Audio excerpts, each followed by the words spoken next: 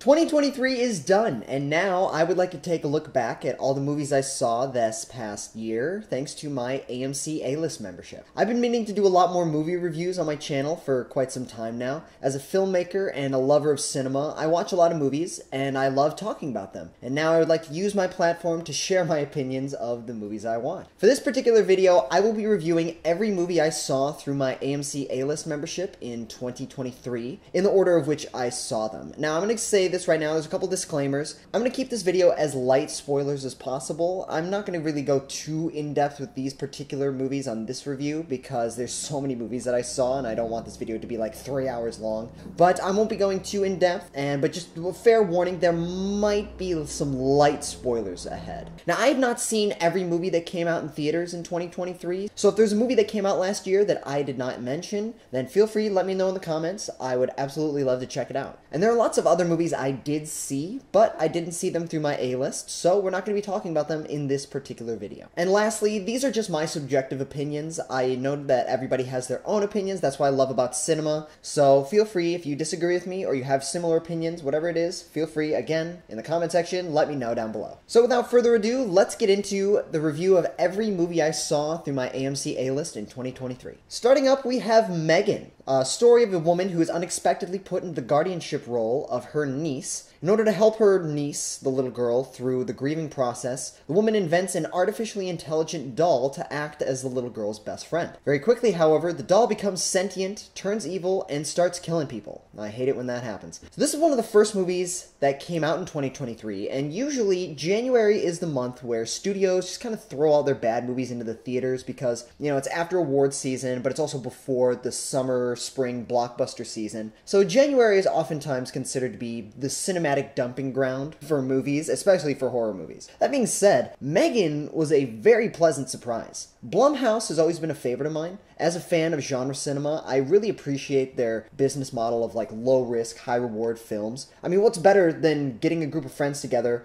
going to a movie theater, and seeing an enjoyable, possibly disposable horror movie? Now, that being said, beyond enjoyable, I would never describe Megan as forgettable by any stretch of the imagination. This was a very special achievement in modern horror cinema. In a day and age where we have countless killer doll movies, this one felt very fresh and original. It was a very fun watch, and while not being groundbreaking by any means per se, it was still a really good time at the movies. And I can't wait for the sequel, because you know that they're going to turn this into a whole franchise going forward. But I can't wait for it. And for a horror movie released in January, you can do a lot worse. Next up, we have Infinity Pool. A failed author goes on vacation with his wife. After committing a crime, he learns that in this country they're vacationing in, you pay for your crimes with your life. He then later discovers, however, that this nation's government has technology that can be used to clone people. And for the right price, it's those clones that are executed instead of you. From there, the protagonist and a group of fellow wealthy vacationers are sent on a path of absolute debauchery and hedonism. This was a very fresh and innovative take on the genre, and a very uncomfortable watch, but in a good way. The story took so many twists and turns that I never would have imagined, and yet made perfect sense while watching the movie. Brandon Cronenberg, who's the son of David Cronenberg, is a phenomenal filmmaker. After this and his last movie, Possessor, this dude has some talent, and I can't wait to see what he does next. He also has a really unique voice, too. The Cronenbergs have a really good ability of making a whole movie or just a scene in that movie that is so uncomfortable, burned into your psyche. And in many ways, that's what separates a schlocky B movie from a genuinely great cinema. Personally, I really loved the setting. The name of the country that they're vacationing in is never exactly stated, but it's a very unique one. Because on one hand, there's like white sandy beaches and crystal blue waters, but on the other hand, there's a lot of signage all around the place that has like Eastern European and Russian letters on them. So it kind of gives you this uneasy feeling of where exactly they are. I really appreciated that. I thought that was really unique. I also really appreciated the commentary of how the rich exploit the poor, they take advantage of certain privileges that they're allowed, but also how, given the same opportunities, anybody, not just the rich, could fall into the same dark path as they are. A lot of people like to think of themselves as being like, oh, if I had that same money and power, I would never do the exact same thing they did. Like, you sure about that? Maybe? I don't know. You never know. It's just money and power changes people. So I really liked that. I appreciated that this movie commented on that. All the acting was great, but by far the standout was Mia Goth. God, that woman is talented. She's an incredible actor. spectacular, beautiful, absolutely unhinged performance. This is one of the better movies I saw this year. You know, fun story about how I saw this movie. I was talking to a buddy of mine, Josh. He and I hadn't really hung out in a little while, so we were talking about going to see a movie together. And I had not yet seen Puss in Boots: The Last Wish. I really wanted to, but he had already seen it a handful of times. So he suggested, okay, I haven't seen Infinity Pool. Do you want to see that? And I'm like, Puss in Boots to Infinity Pool? Those are two very different evenings right there. We then compromised and saw Megan. Speaking of Puss in Boots: The Last Wish, this is not a 2023 movie, but I saw it in 2023, and here we are talking about it. The legendary hero Puss in Boots has lost 8 of his 9 lives and sets out on a journey to reclaim said 8 lives before death catches up to him. Everyone and their mother is a fan of Shrek, okay? And arguably, Shrek 2 is a far superior film. I will die on that hill. Shrek 3 and 4 kind of bit off a little bit more than they could chew, but from there they released a spin-off, which was an origin story of the coolest side character that had been introduced throughout the franchise, Puss in Boots. I remember seeing that movie Puss in Boots for the first time like on one of those like box TVs in middle school in like 2011 or 2012. Even as a kid, I was like, it's fine. Over a decade later, they come out with a sequel to a just alright spin-off to a dead franchise. There is no way that this movie is good. Nothing in my wildest dreams would ever make me imagine that this film was as outstanding as it actually is. Every aspect of this movie, from characters, the animation, everything, absolute 10 out of 10. Goldilocks and the Three Bears made me cry. Do you understand what I just said to you right there? Goldilocks and the Three Bears made me, a grown man, cry. Going into it, I heard that this movie was good, but I was not expecting to be as blown away by it as I actually was. I have since rewatched this movie multiple times once it came out on Peacock. It's ridiculous. That scene with the panic attack, speaking as someone who has had many panic attacks in his life, that is one of the most unexpectedly, profoundly mature things I've ever seen in a children's movie. I literally cannot sing any praises enough about this movie. Just go and watch. And then I saw Cocaine Bear, loosely based on a true story. After a drug smuggling operation goes wrong, residents of a small town are under attack by a wild bear that is high on cocaine. Sometimes the title's all you need. Now, I had really high hopes for this movie. It's an original idea. It's a horror comedy, which is my favorite genre of cinema when pulled off well. And it's a female filmmaker. Elizabeth Banks was the director. I like her. She's a very good comedic actor. For all intents and purposes, I think this is absolutely a movie that people should have seen, because it's a studio that's taking a chance. Nowadays, you don't really see that happening too much. This is a weird, wacky, rated R idea that's not attached to any superhero or comic book IP, and I'm really glad that the studio's greenlit it. It gives people like me, who have a lot of weird rated R scripts, hope that they can turn them someday into movies. Unfortunately for me, Cocaine Bear just fell flat. Like I said, I love horror comedies, but I feel like a lot of people, a lot of filmmakers, especially low-budget filmmakers, make horror comedy films because it's almost an excuse to make something bad. Like they're doing it ironically bad. Because when you make a horror comedy, that's in many ways it's an excuse for it to be like schlocky, cheesy, but enjoyably bad. They try to garner any merit out of the movie, like by saying, oh yeah, it's bad. Wink. But we know it's bad, right? That gives us a little bit of a credit. A movie has to be either good or it can be enjoyably bad. But if you just make a bad movie that's not enjoyable, then it's just a bad movie that's not enjoyable. I mean, like Killer Clowns from Outer Space. Awful movie. But I watch it every single year on Halloween. There's a fine line between making something bad and making something that's enjoyably bad. It's about riding that line, and I don't think that Cocaine Bear actually did that. A horror comedy has 3 jobs to fulfill. It has to make you laugh, has to make you scared, or has to do both. And this movie didn't really do either. Personally, I didn't think it was funny, didn't think it was scary. It was just a poorly made movie. The directing, the writing, the editing, the acting was fine, I guess. The acting, nobody in particular was doing a bad job, but a not good movie sold on a wacky idea and really good marketing, which at the end of the day, really good marketing is really all you need in selling a movie. I say that this is just my personal opinion because I know a lot of people in my personal life that love this movie, but I also know that there are a lot of people in my personal life that absolutely hated this movie. I know a lot of people who are like, it was unwatchable. And while I wouldn't go that far as to say that it's unwatchable, it's still for me was just kind of like an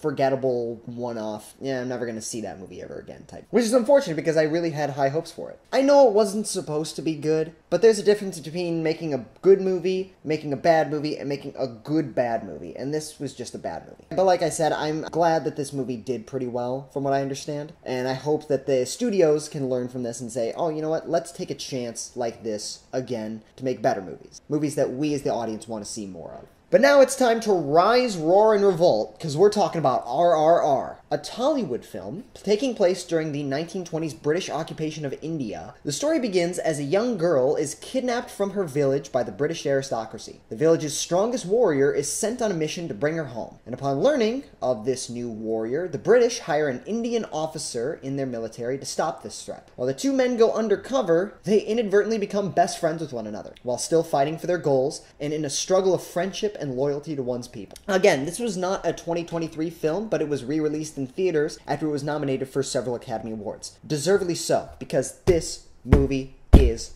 awesome.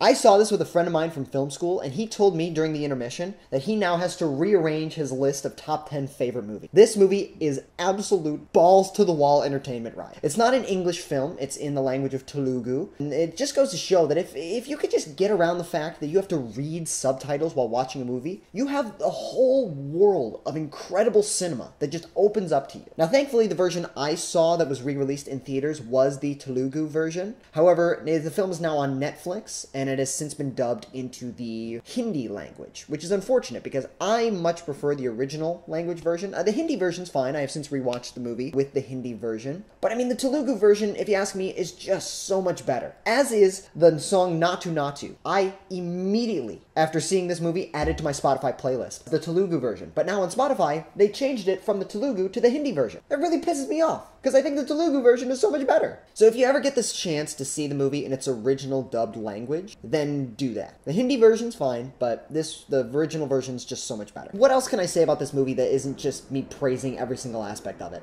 Like, this is everything I want to see when I go to the movie theater. Over-the-top action, random song and dance numbers, and yes, this movie is very much so anti-British propaganda, but I'm absolutely here for it, because fuck the British government, right? If you're interested in watching a 3-hour, balls-to-the-wall insanity ride, then watch this movie. Again, do keep in mind, this is 3 hours long, and within the movie, there are some pretty disturbing torture scenes and scenes of racial discrimination in the movie as well, so just do be aware of that. And while the CGI, not being the most realistic, the greatest I've ever seen, it does its job effectively well. Overall, I had a blast with this movie, and I can't wait to rewatch it again. Creed 3 was the next movie on my list. Adonis Creed has completely dominated the world of professional boxing, but when a childhood best friend resurfaces after years of jail, Adonis gives him an opportunity to rebuild a better life for himself in the world of boxing. Very soon, Adonis learns to regret giving Damien a second chance and now must challenge his former brother for the title. I love the Rocky movies, and I love the Creed movie. Not every one of the films is great, in my opinion, Rocky 5 in particular being a particular low point for the franchise, but if you ask me, for a film franchise that spans 5 decades, the franchise has yet to give a terrible movie. And Creed 3 was a really good installment in the franchise. It's, tonally speaking, a lot darker than the previous installments, and it's pretty predictable, but it successfully hits all the emotional beats that it's trying to achieve. Like, this movie's not going to reinvent the wheel by any means. None of the Rocky films do, except for the first one. The first one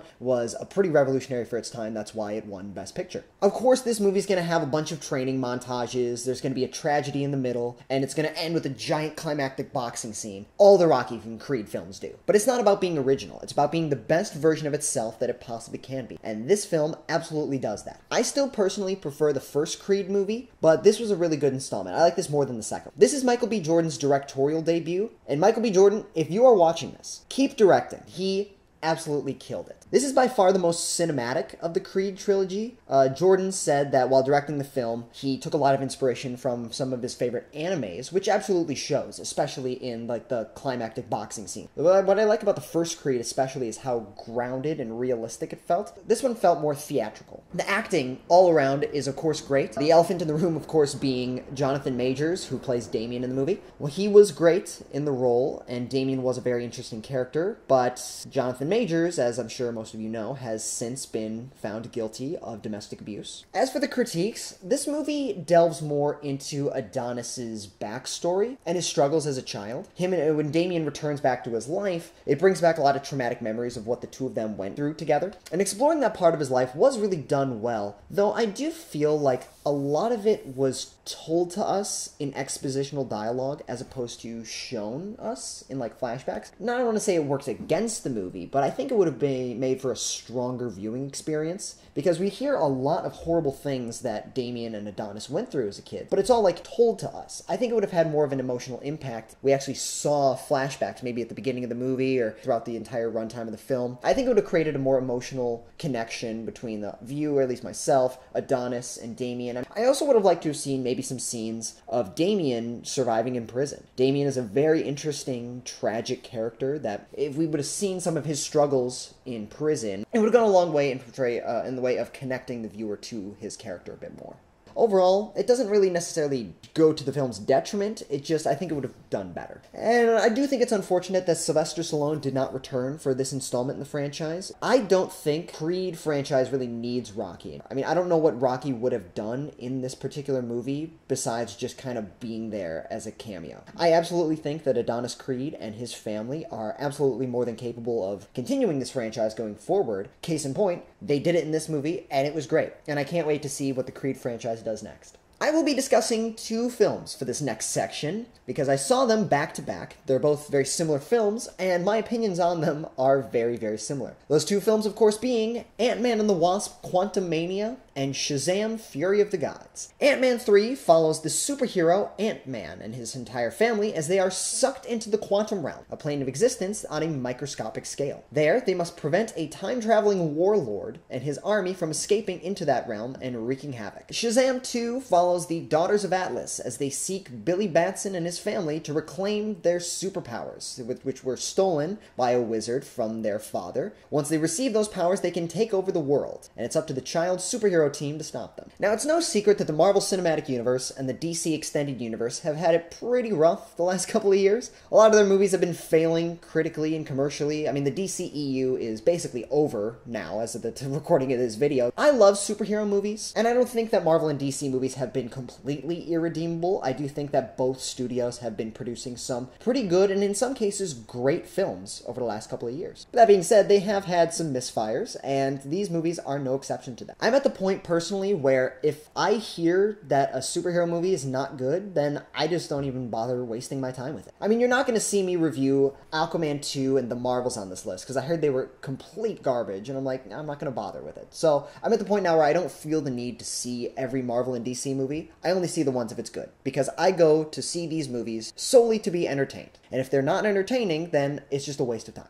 Now, that being said, Ant-Man 3 and Shazam were critically panned, and they didn't do super well at the box office, at least I'm sure what the studios would have hoped for. I see a lot of people who are like making top 10 worst movies of the year, and both of these movies are usually on those lists. And for good reason, they're not good films. And I hate it when reviewers on YouTube, they just play contrarian because they want to have a unique original voice. But I'd be lying if I didn't say that I had an absolute blast watching both of these movies in theater. I'm sure you're all expecting me to just completely trash on these movies for good reason. They're both terrible. My God. When I was sitting there in the theaters watching them, I was dying laughing and having a great time. For some reasons that the movies intended, for other reasons that the movies probably didn't intend, and I don't really have the desire to rewatch. The acting was spotty, some of it was good, some of it was bad. The green screens and the CGI were terrible, and Ant-Man 3 is but that being said, a friend of mine, when going into the movie, I told him I was going to go see it, my buddy Josh actually, that when you're going into the movie, Ant-Man 3, just expect to experience a Spy Kids movie, and you're not going to be disappointed. And guess what?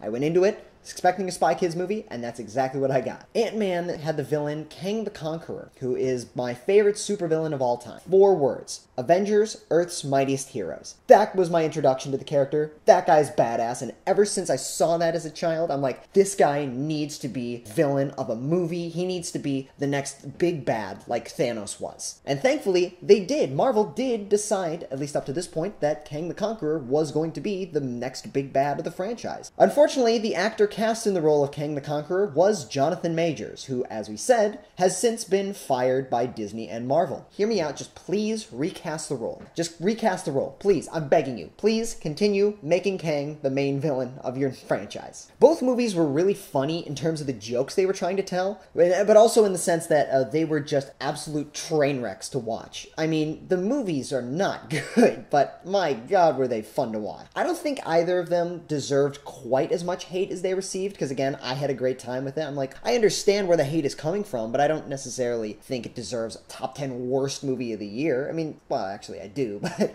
I'm just saying. These movies are not good, but I had a good time with them, and for that reason, you know what, watch at your own discretion. MODOK was unironically the best part of Quantumania for me, and I literally jumped out of my seat during the unicorn scene in Shazam 2. Taste the rainbow, motherfucker! John Wick Chapter 4. As the price on his head increases, the legendary assassin John Wick takes his fight straight to the high table in an action-packed journey that takes him all around the world. This is not just another action movie. This is the best of an already outstanding franchise and an odyssey in the life of the character John Wick. How do you make a 2-hour, 45-minute movie, a fourth installment in a franchise, no less, as compelling as this? I'm seriously asking. This is a long-ass movie, and at no point did it drag or feel tired. This was an action-packed thrill ride, incredible to watch. Keanu Reeves, we already know he's great in an action scene. Bill Skarsgård is so good at being unlikable, and the standout for me personally was Donnie Yen, and his character was the best part of the movie for me. The editing, the cinematography, everything technical about this movie was absolutely perfect, as it is with most John Wick movies. If you're a fan of action movies and you haven't seen any of the John Wick films, what are you doing with your life? John Wick 4 was an absolute thrill ride and the best of the franchise.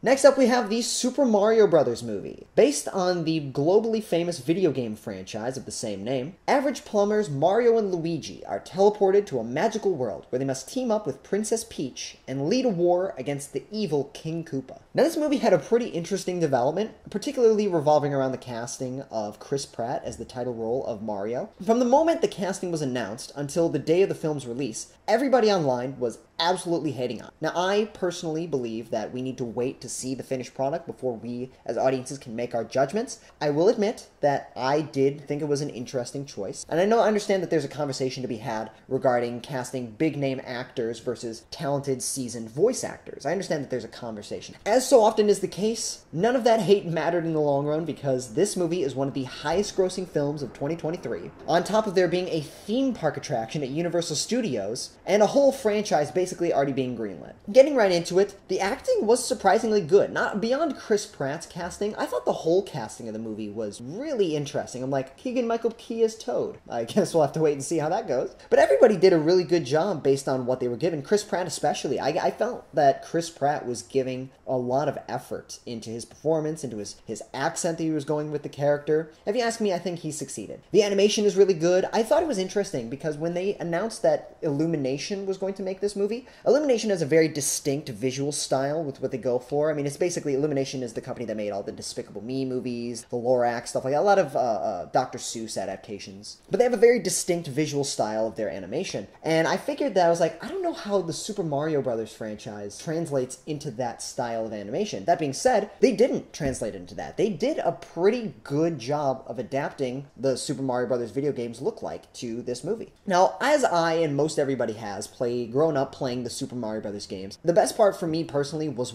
seeing all the little Easter eggs. The best part of the movie for me was that little blue Luma that was talking about dying all the time. I love the Super Mario Galaxy games, and seeing that little guy being the funniest part of the movie was the best part of it for me. I don't have anything particularly wrong with this movie. It was a fun watch, but it is a film aimed at little kids and families, and that doesn't necessarily mean it's a bad movie. I mean, animated films for children are oftentimes some of the best movies ever made, but this film doesn't really elevate itself beyond being just for kids. I mean, I felt this movie really played it safe. There isn't anything that really had too long of a lasting impact on me personally. It is a pretty faithful adaptation to a beloved video game franchise, which is good. And that's more than we can say for most video game adaptations. Most video game adaptations are either completely unfaithful or they're just awful. This movie was a good adaptation and a decent movie. My biggest problem with it, I will say, has to do with the fact of the movie sets up in the first act of the movie a really nice compelling dynamic between the characters Mario and Luigi. You really get a sense that they are brothers and they love each other. But as the movie goes on, it kind of shifts gears. And there's nothing wrong with that, but whereas the video game is about Mario and Luigi teaming up to save Princess Peach, the movie is about Mario and Peach teaming up to save Luigi. And I don't hate that, of course. You know, I don't mind that they made Princess Peach a more active character. I like the fact that they changed her from being a damsel in distress, which is just a misogynistic trope that's as old as time itself, to having her be like more of a typical hero in the role. But I just can't help but shake the feeling that while watching the movie, I'm like, the first third of the movie sets up a really nice dynamic and a really emotional relationship between these two characters, and then it just throws that away for Mario and Peach, which to be honest, kind of came across as more one-dimensional to me. But overall, this movie's fine. I personally have no desire to rewatch it. If you're interested, watch it with your kids. A lot of children did love this movie. It's a harmless, fun movie, one-time watch for me, as most Illumination films are. Next up, we have Dungeons & Dragons: Honor Among Thieves. A thief and a band of misfits set out on a journey to receive an ancient relic in order to defeat an evil warlord and his cult of evil witches. Now, I have never played Dungeons & Dragons. It's a globally popular board game franchise that is worthy of turning into a big blockbuster movie. They tried in the early 2000s, late 90s with Jeremy Irons' movie, from what I understand. It's not very good. I have not seen the movie, but, what are you going to do? Now, we don't really get too many adventure films these days. We get a lot of action comedies, but I would argue that the last great adventure films we got were in the early 2000s with Pirates of the Caribbean, The Curse of the Black Pearl, and some, myself included, would argue the Lord of the Rings trilogy. Honor Among Thieves was a really fun time at the movies, and I'm here to tell you that you don't need to play the games to go see the movie. I do find it really interesting that we live in a time nowadays where heroes in these types of movies used to be the big, strong, tough hero who always knew right from wrong and always fought for the good. But nowadays you get characters like Jack Sparrow, Peter Quill, who are kind of the witty, charming, lovable goofballs, sometimes criminals in that, kind of more of an anti-hero type character, But they have a heart of gold, and that's what matters. And Chris Pine does a really good job of doing that. I don't mean to get a little sappy right now, but this movie reminded me a lot of going to see the latest Marvel movie when I was 13 and 14, back at a time when those movies were good and they were just enjoyed by everybody. Instead of millions of people arguing about whether or not the movie's good, Marvel's better, DC's better, or you have to see the previous 30 movies in the franchise, and all for this movie that's not even that great to begin with. This movie just took me back to 10 years ago when I would go see these types of movies, have a fun time with my friends, my family. This was just a happy adventure flick that I personally am really upset that not too many people saw. This movie didn't do so well at the box office, and for that reason, we're most likely not getting a sequel. It's unfortunate because, again, we audiences tell studios what we want to see through our wallets. If we go to support movies that we want to see, then studios will continue making movies we want to see. But if we don't support those types of movies, studios aren't going to make them. I really do hope that they continue the franchise, but if not, this movie was just a nice, fun time. And then I saw Renfield. After hundreds of years of servitude to the evil Prince of Darkness, Renfield decides that he has had enough of this toxic relationship and sets out to make his own life and use his supernatural abilities to make the world a better place. However, cutting ties with Count Dracula, it's not as easy as it sounds. I love this movie. As I said earlier, I love horror comedies. Nick Cage plays Dracula. What else could you want in a movie? Can I just say, I really love that Nick Cage is back. 2022, we had The Unbearable Weight of Massive Talent. This year, we have Renfield and another movie that I'm going to be talking about later on in this review. But he is a great actor, and I'm so glad that we have him back. Now, I admit, this movie is not going to win any Academy Awards. But like I said with Ant-Man, I go to see these movies to be entertained. But unlike those films, this one's actually good. I've rewatched Renfield multiple times since seeing it in theaters. The cinematography, the action, the comedy are all great. It's all over the top. And I know a lot of people, such as myself, that love this movie. And I know a lot of people that hated this movie. This movie is very divisive. And I honestly don't understand why. This movie was an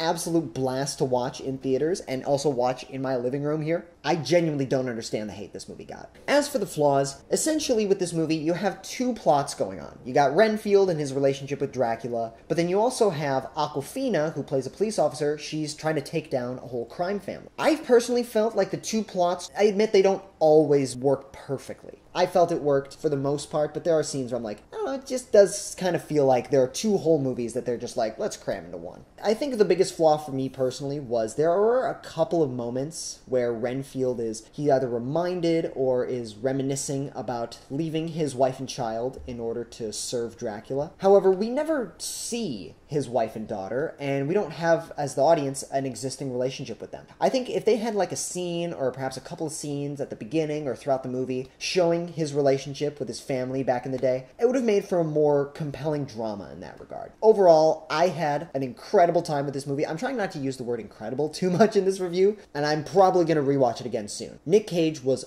awesome as Dracula. He's always wanted to play the character. I saw Beau is Afraid in IMAX. A middle-aged man with agoraphobia sets out on an insane journey to his mother's house. Literally the whole plot of the movie. Anything else beyond that would just be spoilers. It's best if you go into Beau is Afraid knowing as little as possible, like I did. Now, I love Ari Aster. Alright, as far as I'm concerned, he has never not made a masterpiece. Hereditary in particular being my favorite film. He loves making really bizarre, dramatic horror movies that not only explore the tropes of the horror genre, but also explore the inner workings of the human mind and our relationship with other people and the world around us. The man is a huge inspiration on me and a lot of aspiring filmmakers. This was another one of the more divisive movies of this year, at 3 hours in runtime. Very unconventional and experimental plot, filled with so much metaphor that only Ari Aster knows the meaning of. You're sitting here watching a 3-hour movie the entire time thinking, what the hell is even happening here? And normally I don't care for those types of movies, as I discussed in my making of video for Stop Crying and Sleep. I didn't really care for that type of experimental, but I did really love this movie. This movie has been burned into my psyche since I watched it. And that's the purpose of what those types of movies do. It's very expressionistic. I do think this film is a masterpiece, though it's not as good as the other films in his filmography, and I'll explain why. This movie is essentially 5 acts, right? And I think each individual act is great in and of itself. That being said, I don't think all the acts work well cohesively as one. Like, I think the first part of the movie, again, light spoilers, but the first part of the movie is him in his apartment. And I thought that in and of itself was great. But then from their point, the movie completely shifts gears, which again is fine, but then it almost becomes like a domestic thriller where he's almost a hostage in this house. That part in and of itself is great. But then the third part, he's watching walking through the woods, watching a stage play. That in and of itself is really great too. I think when I think back to the movie, I think each act of the movie is great by itself, but altogether, I just don't think it quite as cohesively works, you know? Beau's journey to his mother's house does make sense. This movie is like 5 individual great stories, like chapters in a book that are told completely differently, and I just don't think it worked quite as well as a cohesive, singular narrative together. From a technical aspect, everything about this movie is perfect. The acting, especially, Joaquin Phoenix is incapable of giving a bad performance. This is the most funny of Ari Aster's filmography, for sure. And like I said, I saw this in IMAX, a huge screen. It was burned into my psyche, watching a giant 50-foot penis monster. I can't wait to rewatch this movie. I don't recommend it to everybody because it's a very more niche thing, but it was still, again, a great movie. Now, I am a huge Sam Raimi fan. I grew up watching the Spider-Man movies, and I am also a huge Evil Dead fan. And when I found out that there was a new Evil Dead Rise film coming out this year, you bet your ass I was the first person in theaters to see it. After children find the Necronomicon stored in the basement of their apartment building, the whole family is trapped inside as the evil Deadites wreak havoc on their bodies and souls. This was absolutely everything an Evil Dead fan could want. Everything I wanted this movie to be. I really do hope that they continue making Evil Dead movies in this fashion. Like, why not? Turn this into an anthology franchise. Just give us more of this movie. Us Evil Dead fans have been clamoring for more movies for so long. Just every year or two, every 2 or 3 years, make a new movie where you get a new group of people in a different setting, they find a version of the Necronomicon, and they have to deal with the evil forces accordingly. This movie did pretty well at the box office considering its budget. Make more Evil Dead movies. That's all I'm asking. You did it right this time. Do this again and again and again for the rest of time. Just keep making Evil Dead movies. I saw this movie with a group of friends, none of whom had seen any Evil Dead movies before it. All of them afterwards absolutely loved it, of course, but they were all saying at the end, they were like, it was weird. Like, there were some parts of the movie that were scary, but like the other parts of the movie that I was just like, that's more funny than anything. And I'm like, yeah, welcome to an Evil Dead movie. It was violent, it was funny, it was scary, it was creative, it was absolutely awesome. And later on that year, I mentioned this during my October vlog, that I was able to go to Universal Studios Horror Nights, and I went to an actual Evil Dead Rise maze, which that was also an incredible experience. And if you want to check out my October vlog, I got lots of footage of that whole experience. Overall, if you're an Evil Dead fan and you haven't seen Evil Dead Rise, why? Okay, just watch this movie. It was everything I and you wanted it to be.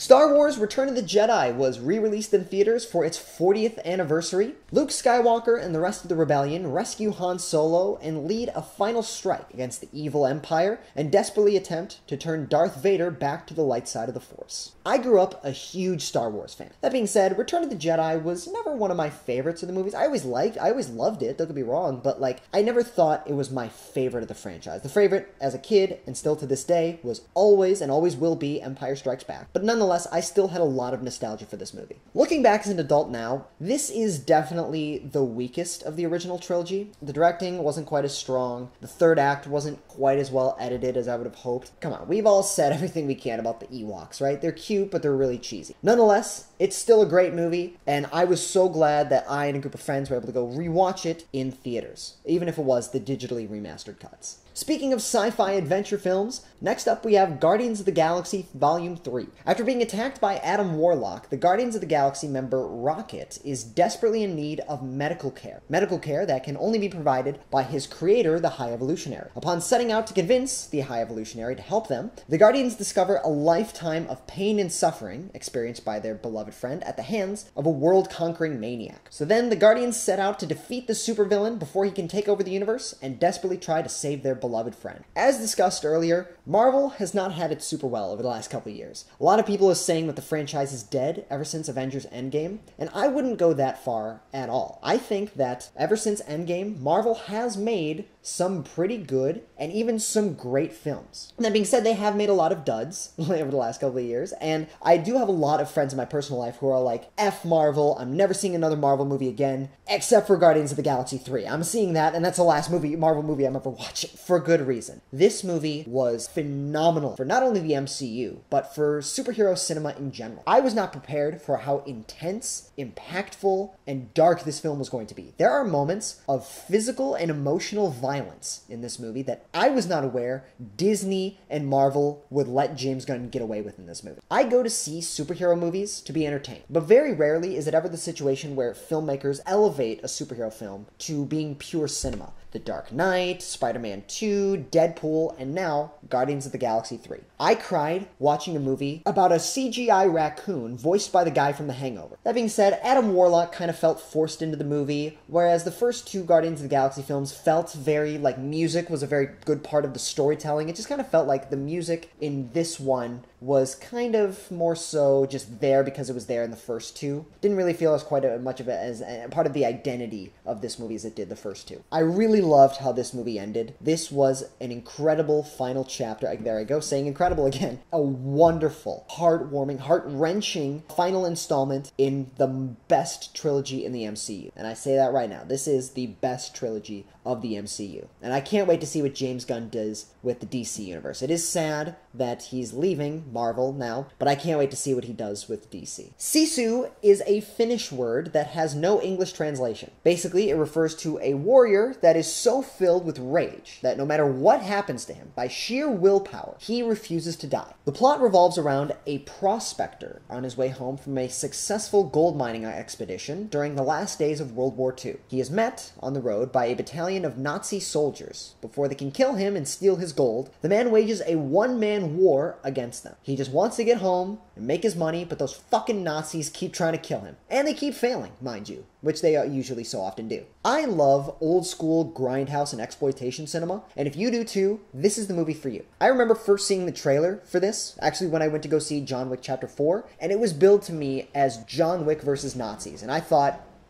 I'm in. I will say, this movie is a lot better than I was expecting it to be, but keep in mind, this movie sets out to be a violent action movie, and that's what it is. And do keep in mind, I do mean that. This movie is violent. They get creative with how violent this movie is. As I'm reviewing all these movies, I'm getting to the point where if a movie's good, I really don't have much else to say about it besides I loved this, didn't really like this, that, and the other thing. With Sisu, if you like really violent action movies and the exploitation cinema from the 1970s, then this movie's right up your alley, because I know it was right up got mine, and I love those movies. BlackBerry was based off of the true story of the rise and fall of the cell phone company BlackBerry. It tells the story of how the company went from a little startup to being the biggest cell phone company in the world to then completely losing it all. This was a really good one, and the acting especially was a standout. The two leads, of course, being Jay Baruchel and Glenn Howerton, both of whom are best known for playing characters that they're basically playing in this movie. Like, they're playing the same characters. Glenn Howerton, in particular, is most notably in It's Always Sunny in Philadelphia, in particular, for playing psychopaths. Jay Baruchel, in particular, is best known for playing really shy, awkward guys. Both of them play characters like that in this movie. However, they do it very well, and they're doing it not to the point where it's like a shtick they're doing it very grounded and realistic, to the point where they are actually giving legitimately great performances in a very grounded, realistic film. I know a lot of friends of mine that say this was among their top 10 of the year, and for good reason. This movie was really good. It was a story that not a lot of people know, that I didn't personally know, but I'm glad that I know now. And if you like movies about business, movies like The Big Short, Wall Street, Wolf of Wall Street, stuff like that, then this movie is for you. This was a really good time. The Machine was based off the alleged true story told in a stand-up comedy special by shirtless comedian Bert Kreischer. The story follows the young comedian on his class trip to Russia, where he becomes best friends with a handful of mafia members, and it intercuts that with modern-day Bert Kreischer, who he and his dad are kidnapped and sent back to Russia by the same mafia boss, in a plot of vengeance. Going into this movie, I thought this was going to be absolute dog shit, but hopefully at least kind of funny. And that's coming from someone who loves Bert Kreischer. I think he's a hilarious comedian, I love his podcast, and I love his stand-up. But let's be real. It's a stand-up bit from a middle-aged, shirtless alcoholic that he probably made most of it up. I mean, this movie pretty much failed critically and commercially at the box office. I mean, I, for one, had a good time with this movie. I don't say that to be contrarian. I genuinely did have a good one-time watch while watching this film. That being said, the bar is pretty low because I was expecting this to be dog shit. I thought the story was pretty more compelling than I was expecting. The acting itself, in particular, was a lot better than I was expecting it to be. Bert Kreischer, especially, he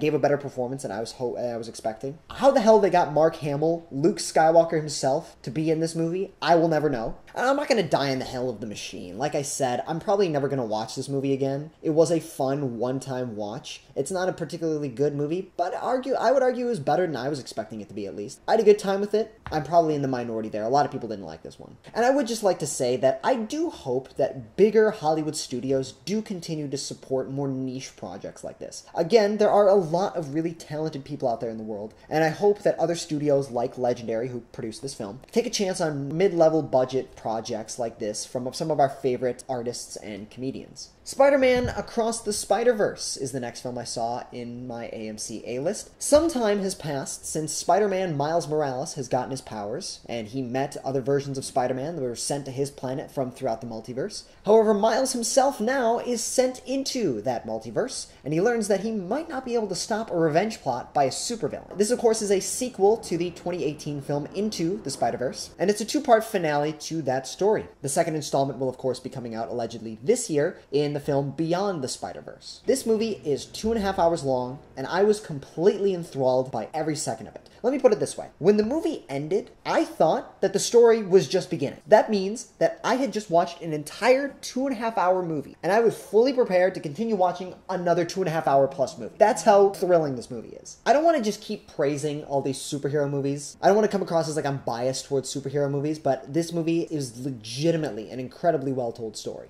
It's very interesting. After watching Across the Spider-Verse, this installment, I did notice that the animation quality has drastically increased, which is saying something, because the first one, Into the Spider-Verse, is already a masterpiece of animation. So much so that ever since then, tons of animated movies have come out, inspired to animate their films like Into the Spider-Verse. Puss in Boots: The Last Wish was one movie, and another movie that we're going to be talking about later on in this list also took a lot of inspiration. The animation in the first film at the time was so revolutionary, but now after watching Across the Spider-Verse, like, Into the Spider-Verse, visually at least, is a little boring, if I'm being perfectly honest with you. Like, they really, with Across the Spider-Verse, they really cranked it up to 11, but not going too far. A lot of what a lot of studios do is they'll do what worked in that movie, do it again, but just crank it up to 11. But they go too far. This movie didn't really do that. It went just far enough to not go overboard. With the animation, with the story, with the cameos, especially as a diehard Spider-Man fan, it was so awesome seeing all these little tiny details like that. I genuinely cannot wait for Beyond the Spider-Verse Spiderverse this year. Allegedly, it's coming out in March. That was at least the original plan, but allegedly they might be postponing the release because of the animation. The film was an incredible character arc by Gwen Stacy, terrifying villain presences from both the Spot and Miguel O'Hare. It's hard to gauge because this is kind of half of a story, but again, it mostly focuses on Gwen Stacy, whereas the next one will presumably focus more so on Miles Morales. I can't wait for the next installment, and I was completely enthralled with this one. Next up, we have The Blackening. A group of very close African-American friends go on vacation to a cabin in the middle of the woods, and they are under attack by a racist slasher villain. Again, I love horror comedies, and as soon as I saw the trailer, I was absolutely on board with seeing this. It was made by Tim Story. Tim Story is a filmmaker who has had a very interesting career. The 2000s Fantastic Four movies, the Kevin Hart ride-along movies, and more recently, the live-action Tom and Jerry film. But then from there, he goes to make The Blackening. This was a really fun time seeing with a group of friends. Most of my friends, of course, were black, in a theater of mostly black people on Juneteenth. It was a really good experience. I thought the movie was very funny, and it had a lot to say about black culture and racism in a contemporary America. That's me, a white guy, saying that, but just know I had a fun time. Next up, we have No Hard Feelings. In dire straits of making ends meet, a woman is hired by wealthy parents to date their 19-year-old son before he goes to college and get him out of his shell. Again, this is another pretty fun comedy movie. Tribute to the 90s, 2000s raunchy teen movies. Jennifer Lawrence was very good. I wouldn't go so far as to say she deserved the nomination Golden Globe Best Actress in a Comedy or Musical for this movie. That was a little bit of a surprise to me, but she was still good nonetheless. I don't know if it's award-worthy good, but you know, what are you gonna do?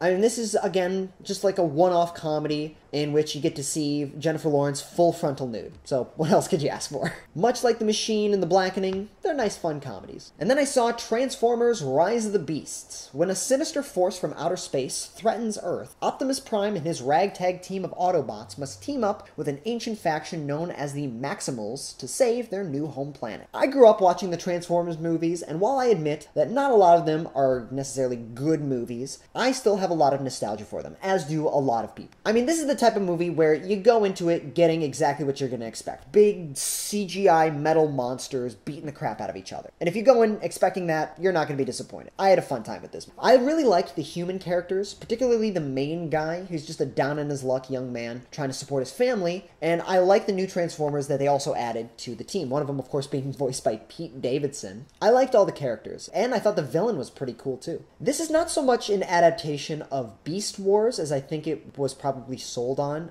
Beast Wars characters are in it, of course. Beast Wars, of course, being an animated show that a lot of diehard Transformers fans grew up on. I did not grow up on Beast Wars. I grew up with Transformers Prime. If you're a fan of Beast Wars, don't go into it expecting a live-action adaptation of that beloved show, because you're going to be disappointed. I didn't really mind that, because again, I didn't grow up with Beast Wars, but it might upset a lot of people. It's just a Transformers movie with Beast Wars characters in it. It didn't do quite as well at the box office, from what I understand, and so it's going to be interesting to see how the franchise continues on after this, especially after that post-credit scene. And then I saw Indiana Jones: The Dial of Destiny. At the cusp of his retirement, Dr. Indiana Jones is thrust into a journey of finding an ancient time-traveling artifact by his estranged goddaughter and a villainous presence from his past. Now, I did not grow up with the Indiana Jones franchise as much as I did Star Wars. I have since, as an adult, watched all the Indiana Jones movies, and the original trilogy are absolute masterpieces. Raiders of the Lost Ark is one of the greatest films ever made. Now, the critical reception of this movie, Dial of Destiny, upon its release, and especially after it failed at the Cannes Film Festival, a lot of the people consider this to be one of the most disappointing films ever made, and a lot of people's on their list of top 10 worst movies of the year have Indiana Jones: The Dial of Destiny. People absolutely hate this movie. For good reason. This movie does have a lot of problems. Personally, I wouldn't say it's one of the worst movies I saw this year. I wouldn't say it was bad necessarily. I would just say it's more so forgettable. But that's the problem, is that Indiana Jones deserves better than forgettable. The opening of the movie is by far the best part, though it has some pretty bad de-aging CGI for Harrison Ford. That being said, the CGI is about on par with most of the CGI crap Marvel has been producing over the last couple of years. The acting was really good, especially Phoebe Waller-Bridge. Mads Mikkelsen is always a great villain. I love that guy. And everybody else does a pretty great job with the script that they're given. Overall, this movie's fine, okay? Like, I personally didn't hate it, but I have no desire to rewatch it after all, but again, that's the shame. Indiana Jones deserves absolutely better than this. And if you're a diehard Indiana Jones fan, you probably shouldn't watch it because you're just going to be disappointed. If you're not an Indiana Jones fan, I probably still wouldn't bother with it. It's not really worth much time. I really do hope that Harrison Ford continues making at least one more Indiana Jones film. I know he's getting up there in age, and I know he said that this is the last time he's doing it, but I really want him to end on a high note, and this was not that high note. I will say, however, the scene with the eels and the ship at the bottom of the ocean, literally my worst fear come to life. That was horrifying to see. Superbad is one of my favorite comedies, and any movie that's compared to Superbad, I am there for in theaters, okay? Booksmart is Superbad but with women. Good Boys is Superbad but with kids. Joyride is Superbad with Asian women. An adopted Asian American woman travels back to her birth country with a group of friends in an attempt to find her birth mother. However, that is easier said than done when their trip goes horribly and hilariously wrong. Over the past several years, there has been a really big increase in representation of Asian American and Pacific Islander in Hollywood cinema, which I absolutely appreciate. The film is another really funny comedy this year. The whole cast did a great job. Stephanie Sue, Ashley Park, and everyone else. They're all really great comedic actors. I'm not going to definitively say whether or not this is the funniest comedy I saw all last year, but of all the comedies that I've mentioned up to this point in this video, I'd say this is the best made movie. Again, comedy is all subjective. You like whatever you like, but for me personally, I thought this was the best of all the comedies I saw this year. I'm not sure any of us are ready for me to talk about Barbie right now, but that was the next movie I saw in this review. After living in a fantasy world her whole life, Barbie and Ken must set out on a quest to the real world. They soon learn, however, that the real world is not quite as idyllic as they originally thought, and they must prevent the real world from corrupting Barbie Land. What can I say about this movie that hasn't already been said? Alright, this is one of the highest grossing domestic box office movies made by Warner Brothers, one of the highest grossing movies of the year, period. This film was not just a movie, it was an event. Not only is it an adaptation of a toy doll series, but also its invention, an in-depth commentary on the doll's impact on feminism, but also a deconstruction of feminism and misogyny in the modern world. Margot Robbie, Greta Gerwig, and Ryan Gosling are always outstanding. The movie is funny when it needs to be, it's dramatic and heartfelt when it needs to be, and it was a really fun viewing experience. As I'm sure most of you know, I attended the screening in a full suit and tie. I do, however, feel as though there may have been a little bit too much going on in this movie. There were a few too many characters. I think there were parts of the movie that came across like they were fun little cameos, little nice gags and stuff like that. It was really nice sitting in the theater being like, oh hey, that person's in the movie. Oh hey, yeah, that's a meme. Let's do this, that, and the other thing. But it just kind of felt like overall, looking back, it just kind of comes across as like the movie was a little bit too busy for its own good. Like it kind of detracts from the core narrative. But overall, again, it was in the theater, sitting there. It was a really fun experience, and I had a great time, as I'm sure most people did. The studio took a chance on a weird concept like this, and it paid off big time. And the best thing this movie did for me personally was reintroduce my love for Matchbox 20. I wanna push you around. For every yin, there must be yang. And for every day, there must be night. And for Barbie, there must of course be Oppenheimer. A lot of people went to see Oppenheimer because they saw Barbie. Not me. I went to see Barbie because Oppenheimer was the main show. Many people know that Christopher Nolan is the reason why I became a filmmaker. His movie Interstellar inspired my lifelong love of cinema and storytelling. So anytime that there's a new movie of his that comes out in theaters, I am there, front row, asses in seats. Not front row literally, but you know what I mean. Oppenheimer is based on the book American Prometheus, which chronicles the life of J. Robert Oppenheimer, a scientist and inventor of the atomic bomb that ended World War II. This film is an absolute masterpiece, plain and simple. 3 hours long on IMAX film. Chris Nolan is an absolute master of his craft. Every single frame of this movie was perfectly shot, lit, edited, and acted. Audio mixing could have been a little better, as usual with most Christopher Nolan films. In addition to Peaky Blinders, Cillian Murphy is a frequent collaborator with Nolan ever since Batman Begins in 2005. Now he's finally given the chance to lead one of his films. Murphy is absolutely brilliant, as was the entire cast of a really incredible ensemble. Even some people that were not advertised in the movie, I'm just sitting there in the theater like, you're in this movie? But by far, the best performance in this film, the person that absolutely deserves a little gold statue, is Robert Downey Jr. He was phenomenal. I do think it's funny, the idea that the best actor in a supporting role at the Academy Awards could very well be between Ryan Gosling as Ken and Robert Downey Jr. as Louis Strauss, but I'm sorry. Downey blows Gosling out of the water. I'm not sorry. My heart was pounding out of my chest during the Trinity test scene. This is not only one of the best movies of the year, one of the best movies I have ever seen, and I cannot wait to watch all 3 hours of it again. Chris Nolan, he not only makes incredible films, but he makes incredible films that inspire people. Haunted Mansion was the next film I saw. Based on the theme park ride at Disney World, a mother and her son move into a dilapidated Gothic mansion, only to discover that it is haunted by 999 ghosts. They ensemble a ragtag team of pseudo-paranormal investigators to help them in their struggles. Now, I have a lot of nostalgia for the Eddie Murphy Haunted Mansion from the 2000s. I actually rewatched it recently, and while it's not the best movie in the world, I do still think it's pretty good. Now, I wasn't really expecting anything out of this movie. That being said, I was still pretty disappointed. This movie was so forgettable, as were the characters and the plot. There's really not much I can say about this movie besides afterwards I talked to a friend of mine about it. I saw with him, and he was all like, yeah, that was a movie.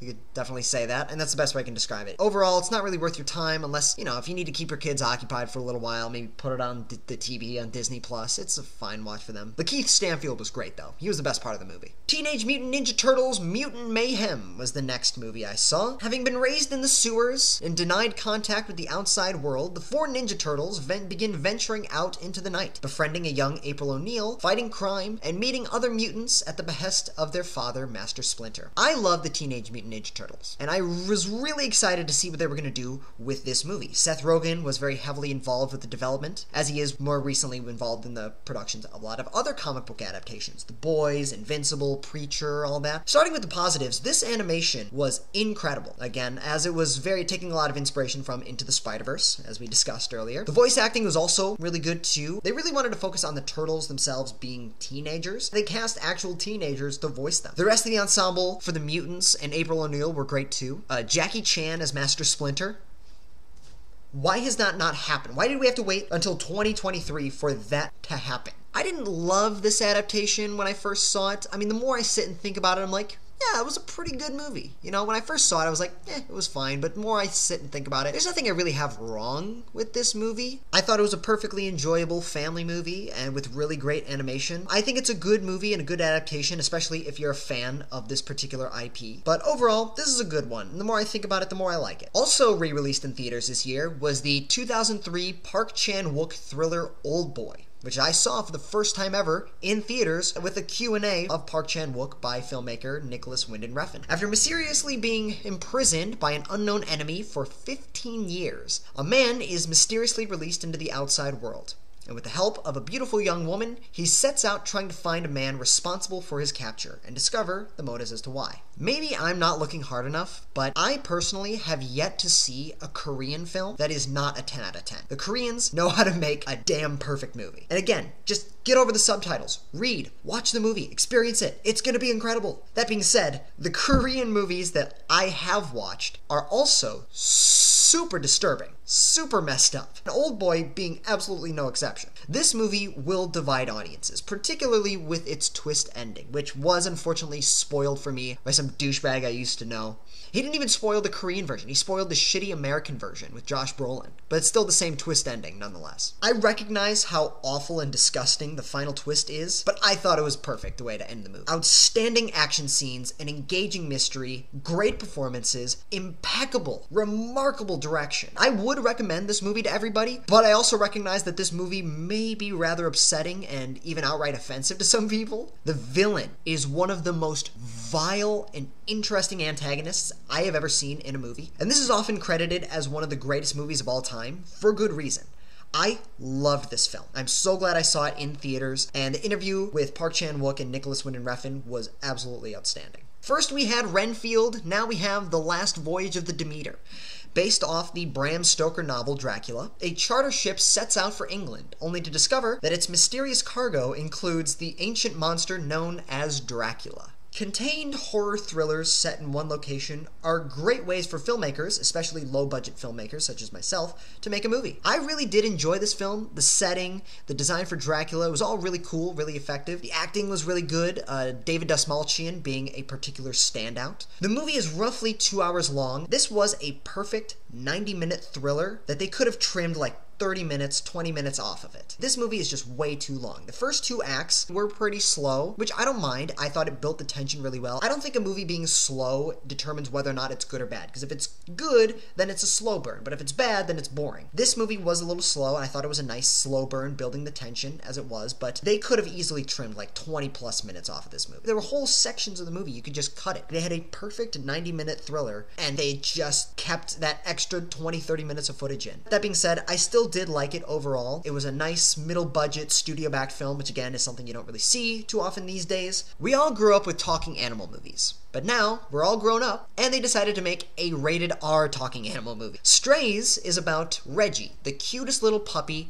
and Doug, the worst, most reprehensible dog owner you could possibly imagine. When Doug abandons Reggie in the big city, Reggie makes friends with other stray dogs and sets out on a quest back home to get revenge on his horrible owner and bite his dick off. A lot of people that I knew in my personal life were really disappointed, asking me why the hell I would waste my time and money seeing this movie, and I went to go see this movie for the memes. Not gonna lie, that's the only reason I saw this movie. This movie is awful, okay? This movie was really, really bad. I saw it with a group of people, and half of us were cringing at the train wreck we were watching, but the other half, myself included, were dying laughing at the train wreck we were watching. I personally had a great time with it, laughing at how bad it was. This is just one of those movies where it's not supposed to be good. It is ironic how Phil Lord and Chris Miller made Across the Spiderverse earlier this year, made one of the best movies of the year in that film, but then they also made one of the worst movies of the year with this film. I will say, however, as bad as this movie is, I do really appreciate that this film, Strays, had a lot to say about toxic relationships and how people justify certain cycles of abuse and neglect and what that does to us and our self-esteem. Over the last year, I had 2 pretty bad fallings out with people in my life, and it got really bad. I saw this movie right after all of that had been finished. More people need to understand that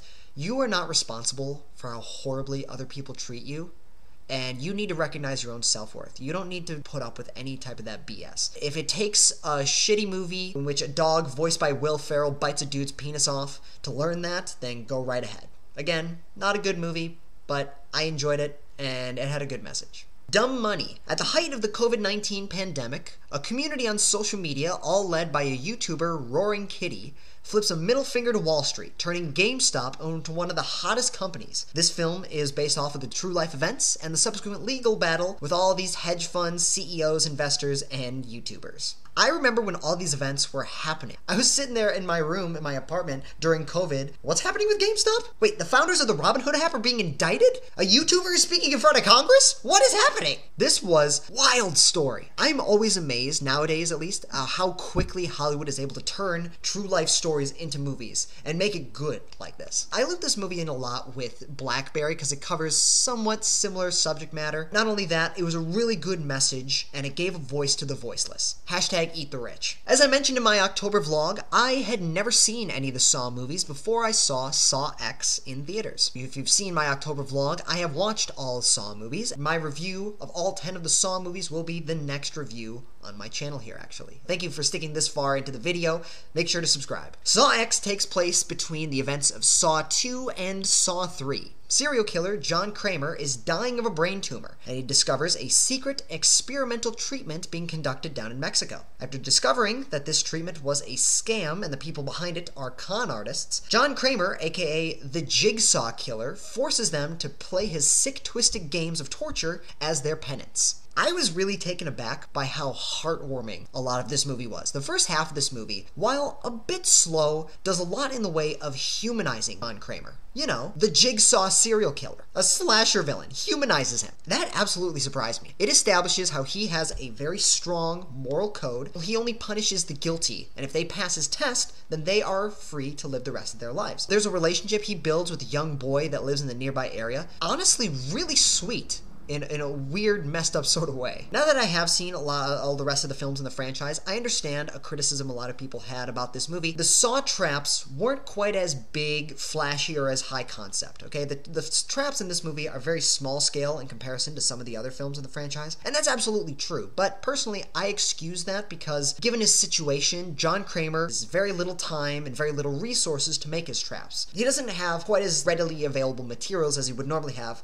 with his other traps before. So I can excuse the traps here being just a little smaller scale. Tobin Bell, the guy who plays John Kramer, that dude chews up the scenery in every frame of every movie he's in as the Jigsaw Killer. Again, this is just a Saw movie. This is a niche horror franchise. I'll have a more in-depth review of all the films in the franchise later on, so stay tuned for that. But overall, this film was very good. It was one of the better of the franchise. Martin Scorsese has a new Leo DiCaprio and Robert De Niro movie coming out, so obviously I'm gonna go see it. Killers of the Flower Moon is based off the true story of the Osage tribe, who were a community of displaced Native Americans who got rich off the oil on their new land. However, a conspiracy to sequentially kill off members of the Osage tribe and take their oil rights has begun from an unlikely source way too close to home. This is a very important story to be told, and it's a dark part of our nation's fairly recent history that is not taught in schools. I mean, you have Martin Scorsese, Leo DiCaprio, Robert De Niro, and Lily Gladstone. You absolutely knew that for nothing else, the acting was going to be phenomenal, which it is. Leo DiCaprio gives probably the best performance of his entire career, and that's saying something. Though, I will say, after watching the movie, a friend of mine said Leo DiCaprio the entire time was doing the frowny face emoji. Now I can never unsee that. Now, Lily Gladstone was outstanding. I will say, she's not in the movie as much as I would have hoped. Put it this way. When watching the movie, I was sitting there thinking, I want to see more of her. And I had never seen her perform in a movie before. After watching the movie, I went in, started researching all the movies she's done up to this point and what she has coming in the future. When I'm sitting watching a movie, and I see an actor who I have never witnessed before, not only do I want to see more of them in this respective movie, but also I want to study their entire career going forward. That's a testament to how great she really is. I think the biggest problem I have is, as much as I love Scorsese, and I am oftentimes a defender of longer movies, this movie did not need to be 3.5 hours long. They could have easily trimmed like 30 minutes out of this movie. Casino, Wolf of Wall Street, The Irishman, and Silence, all those films justified their runtimes. Personally, I just don't feel like Killers of the Flower Moon justified it being this long. Despite that, it was an incredibly well-told story. This is one of the darkest movies I've seen. It's about a man who's sequentially killing his wife's entire family. So watch at your own discretion. There's some pretty rough parts of this movie. The acting was phenomenal. It was one of the best films of the year. Just didn't need to be that long. After years of development hell and a handful of rip-off movies, the adaptation of the viral video game Five Nights at Freddy's was finally released in theaters. A down-on-his-luck young man is just trying to support his younger sister, and he takes a job as the night security guard at a rundown children's entertainment restaurant. He soon discovers that the animatronics of the animal mascots come to life and kill everyone in their way. I love movies. I'm one of those people that even if I'm watching a bad movie, I'm just like, it's just a movie. There's no need to get worked up about it. It's just a movie. Nothing in my wildest dreams would have prepared me for how offensive this movie was to me. This movie was atrocious. Talk to one of my friends. I literally stormed out of the theater. I said, guys, I'm sorry.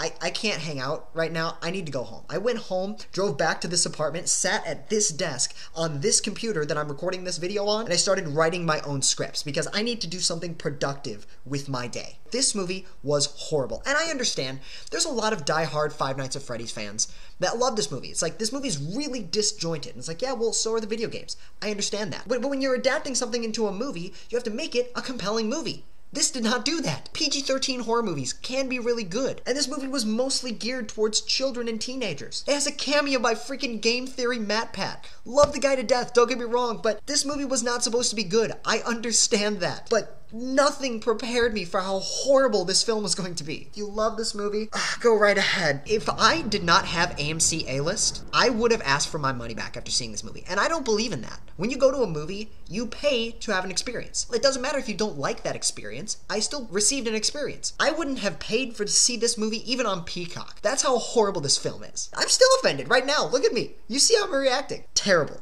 That being said, I really appreciate that they went with live action effects for the animatronics, and Matthew Lillard was of course great. Hollywood, please hire Matthew Lillard more. And don't make more Five Nights at Freddy's movies, though you know a sequel's basically already been greenlit because this movie did incredibly well at the box office. Go figure. I'm just gonna stop talking about this movie because I'm getting mad. This is the worst movie I've seen all year. In 2022, we had the Elvis movie. And in 2023, we had the Fuck Elvis movie. Pricilla is based on the true story of a young Pricilla and her marriage to Elvis Presley. Elvis Presley was 26 years old when he began a relationship with the 14-year-old Pricilla. And the film chronicles their entire relationship together. The romance, the passion, the grooming, and the abuse. Sofia Coppola is a phenomenal filmmaker. We already knew that. And the actors were perfectly cast as well. I loved the first half of this movie. When you're witnessing this young girl meet and fall in love with this famous celebrity, it was a difficult watch, but it was really compelling. In the theater, I literally turned to a friend of mine and I was like,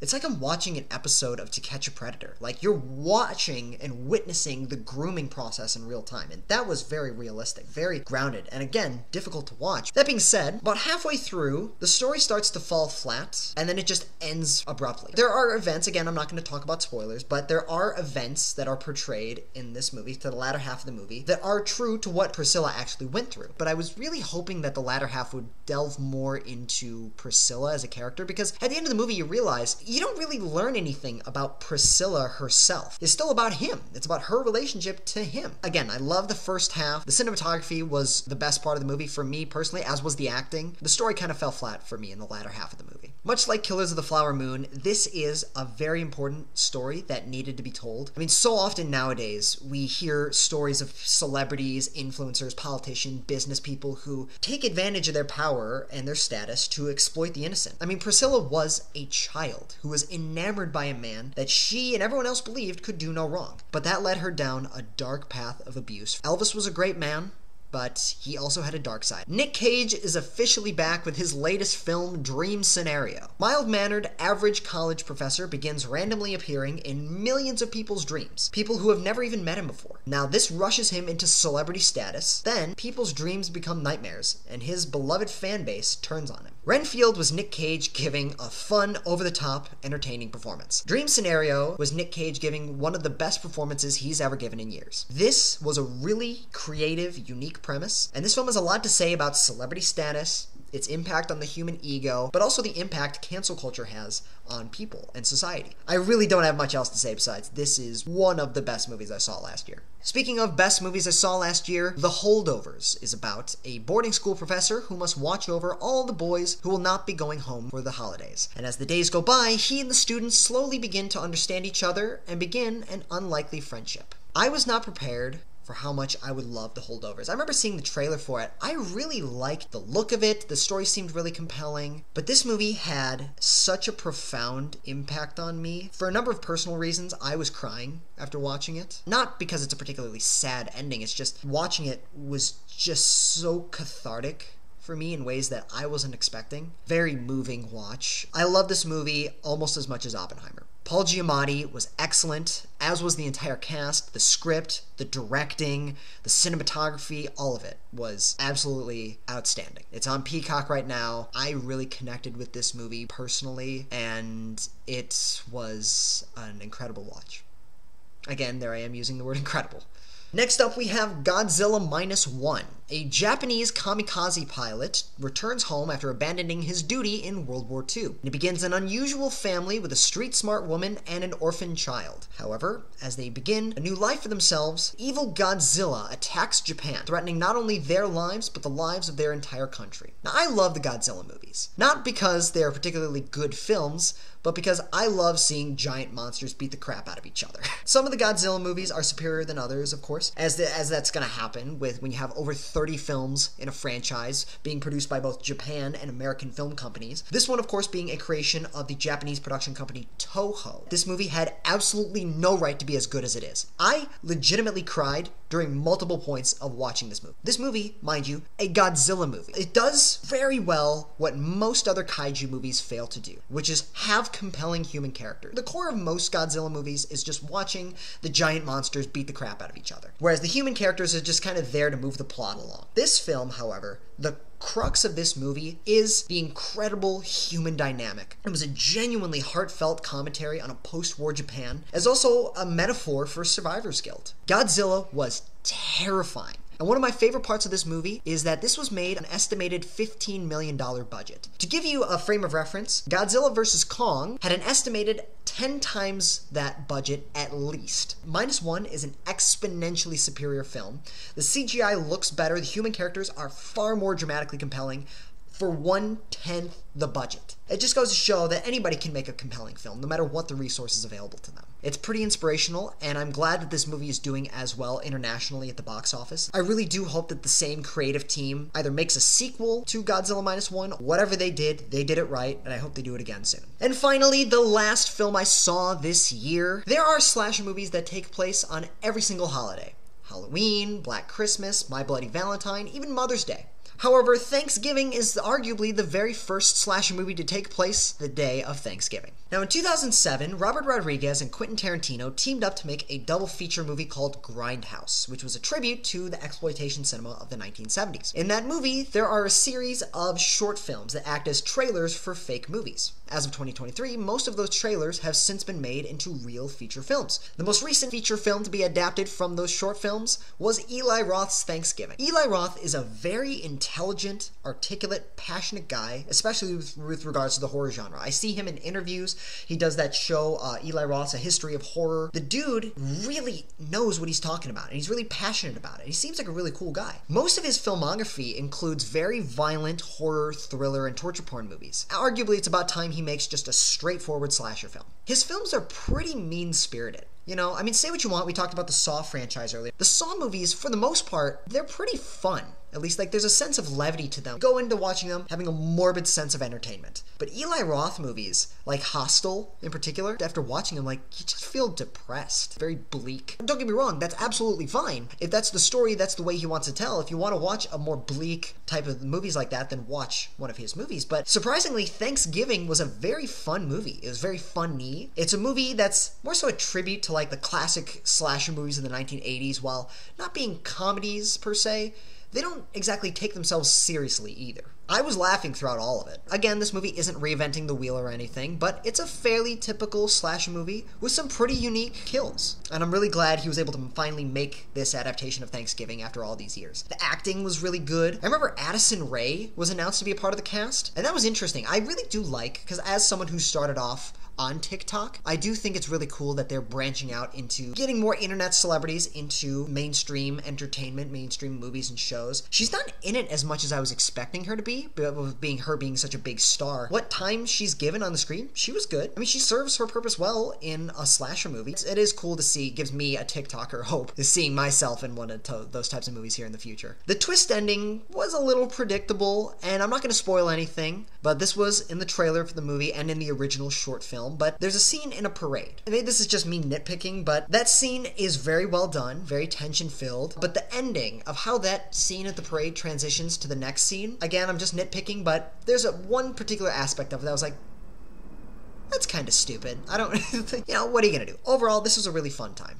And that has been my review for every movie I saw in my AMC A-List during the year 2023. My top 5 favorite movies of the year include Oppenheimer, The Holdovers, Guardians of the Galaxy 3, Godzilla Minus One, and Spider-Man Across the Spiderverse. Killers of the Flower Moon and Dream Scenario, of course, are being up there as well. I saw a lot of really great movies in 2023. I also saw a lot of bad movies, like Five Nights at Freddy's. Again, if there are any movies I missed, then feel free to let me know in the comment section below. I'd love to check them out. Be sure to subscribe for more film reviews and more short films coming from me. My next review will be a review of the entire Saw franchise, so stay tuned for all of that. Thank you for sticking to the video this far. Have a great rest of your day, everybody.